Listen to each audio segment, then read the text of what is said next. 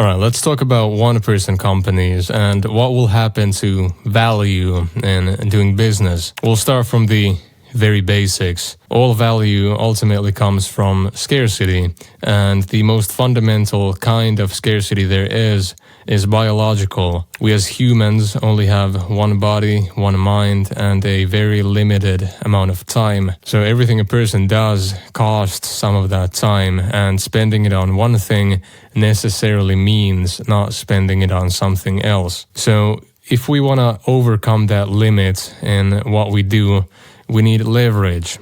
And usually this means leveraging the labor of other people. There's two ways to do this. First, we can exchange capital for the other person's labor. When a transaction like this happens regularly, it's usually cheaper to hire that person as an employee to do that job repeatedly. Second, we can exchange stake in our venture for the other person's labor. Let's imagine two people both want to start a business. Person A knows how to code and person B knows how to market. Now, neither of them could succeed alone as they don't have enough time to learn both skills. So they agree to work together and own 50% each of the company. Now, what happens if person A's vision differs from person B's? Well, they'll have to come to some sort of agreement. And that usually means making compromises. Now, maybe both A and B have very solid visions that would both lead to a very successful venture, but the compromise would not. So this leads us to why humans are not ideal. We have to be able to work and interface with other minds, and that usually comes with three inefficiencies. First, context does not transfer. One mind cannot upload its context into another. Every meeting and document is kind of lossy, and bringing a human up to speed takes a lot of time. Second, objectives do not align. Every employee or stakeholder has their own goals, so the company has to burn resources on monitoring, incentives, and overall just politics. This is why we have management and hierarchies to fight this loss. Third, vision might not survive. Every mind an idea passes through kind of reinterprets it. So committees have to average different visions. The output will drift from the intention. And all of these lead to a ton of coordination overhead as well as slow decision making. So the maximally efficient company would ideally just be one mind. Now, what AI effectively is synthetic cognitive labor. We can get the same leverage as from hiring and working with humans, but without the inefficiencies that come with the other minds. Context transferal between agents is trivial. An agent holds no objectives of its own, and I think most importantly, your vision does not get diluted by having to make compromises with other minds. So this is the sense in which the one-person company is maximally efficient. Now, two things that this does not imply. First, it doesn't mean that anyone can build anything.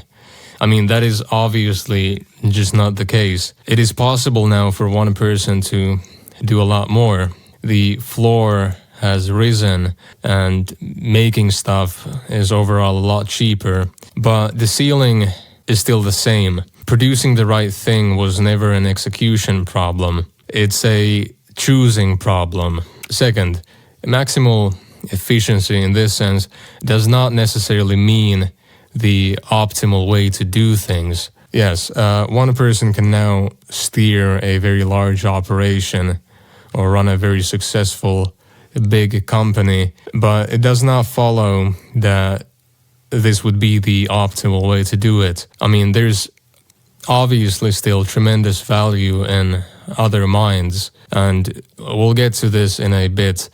But another point I want to cover and focus on. What is possible for one person is possible for everyone. So the efficiency of the one-person company stops being an advantage.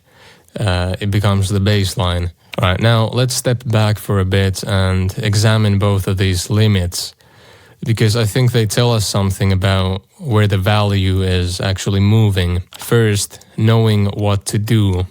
Producing the right thing is a choosing problem, and it requires human judgment. All right, so the obvious response is, well, why can't the choosing be handed off to AI? Why does judgment still have to be human? Well, because the ends have to originate somewhere. AI can execute, but it cannot hold the downside.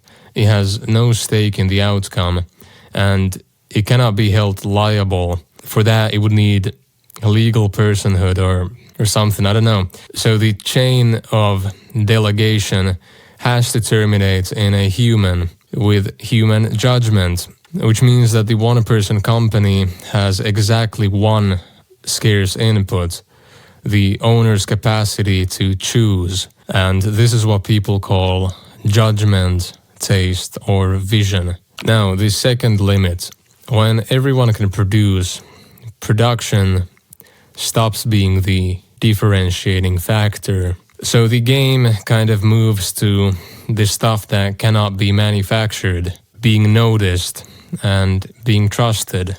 Being noticed runs on attention, and that's biologically fixed. So there's a limited amount of it available.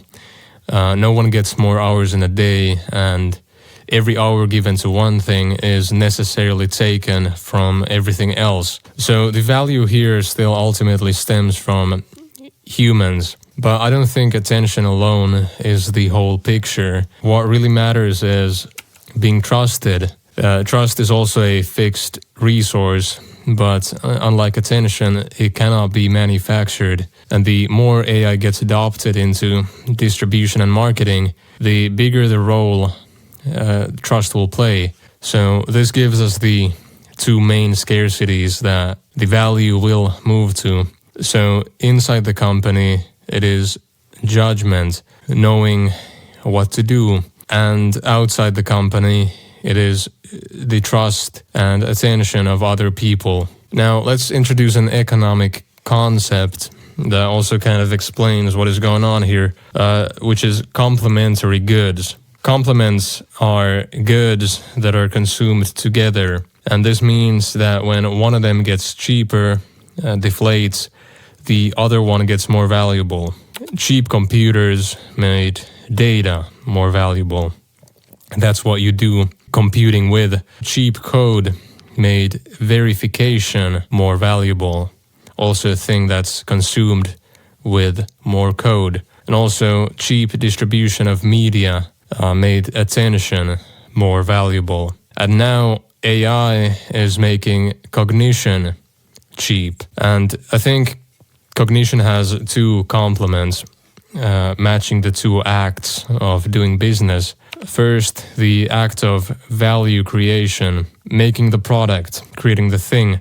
And every act of generation requires an act of selection. So judgment, taste, vision, those are the things that will appreciate in value. Second, the act of distribution. AI is making content creation and marketing a lot cheaper. So the thing that is consumed with them, attention and trust, will appreciate in value. So I believe that these are the two scarcities, judgment and trust, that will remain and appreciate as AI gets cheaper and cheaper. I think that's where the value is moving. Now, judgment is kind of an ambiguous word.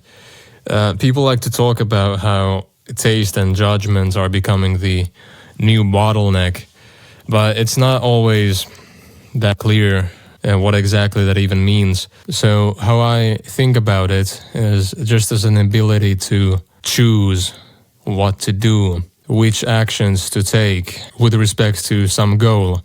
So we have a goal, and to achieve that goal, we need to do things.